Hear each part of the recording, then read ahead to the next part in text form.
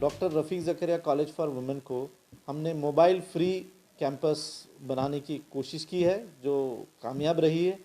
और इसके फ़ायदे हमने ये देखा है कि बच्चियाँ काफ़ी खुश है, क्योंकि ये विमेंस कैंपस है और उनका कंसंट्रेशन बढ़ गया है क्लासेस में, और वो आपस में सब बातचीत वगैरह, वरना फ्री टाइम या इंटरवल और फ्री पीरियड्स में बच्चियां जो है तो सब मोबाइल पर बिज़ी होते थे।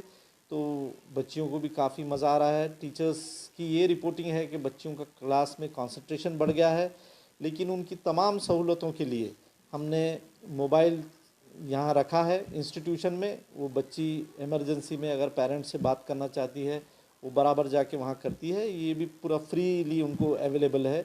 हमारे पास गार्डियन टीचर्स है जो उनके पेरेंट्स की टच में रहते हैं, तो कुछ ऐसा लगता है तो तब वो पेरेंट्स टीचर्स से बात करके, वो बच्चियों को कोई दुश्वारी नहीं होती है।